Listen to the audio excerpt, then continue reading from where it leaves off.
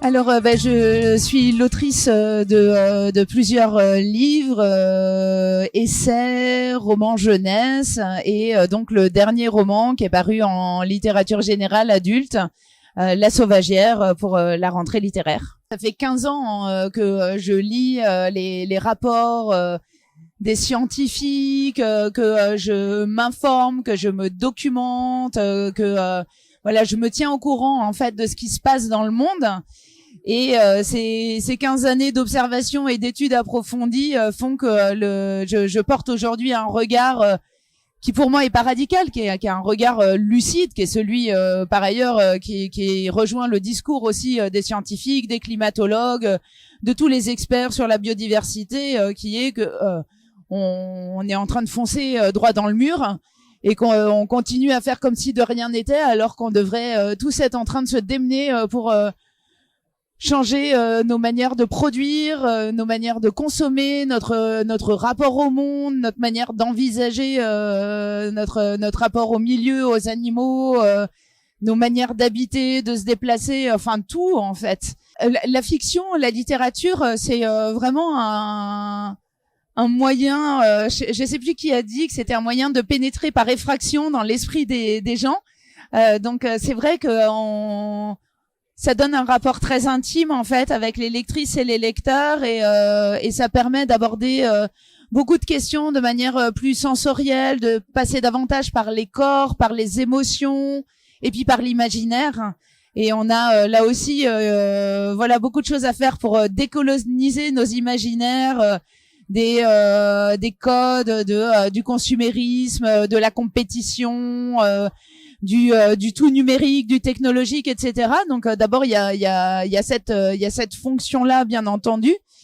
Et puis ensuite c'est vrai que on a tendance dans le militantisme et sur les questions notamment de climat et de biodiversité à beaucoup s'adresser à la part de raison et au cerveau.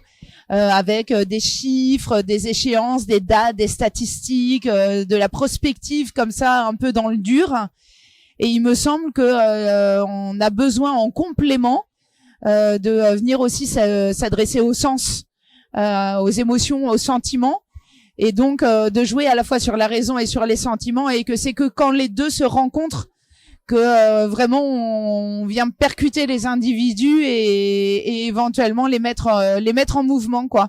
C'est un roman qui est pas du tout un tract politique. C'est pas un roman qui enjoint à faire quelque chose ou qui donne des solutions. C'est avant tout un roman littéraire. Et mon intention était pas politique, elle était plus littéraire que politique avec La Sauvagière.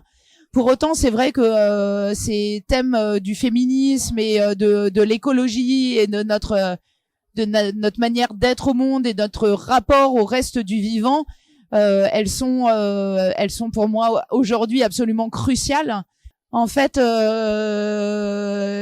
c'est vrai que la lucidité aujourd'hui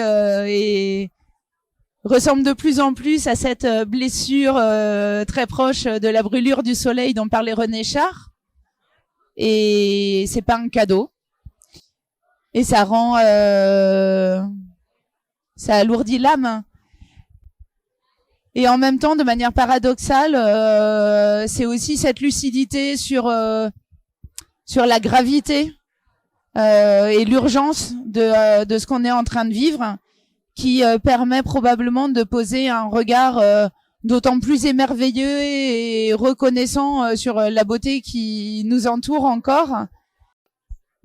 Alors moi, je suis absolument ravie parce que en fait, en général, quand je suis invitée dans des festivals ou dans des rencontres comme ça, j'ai jamais le temps d'être spectatrice.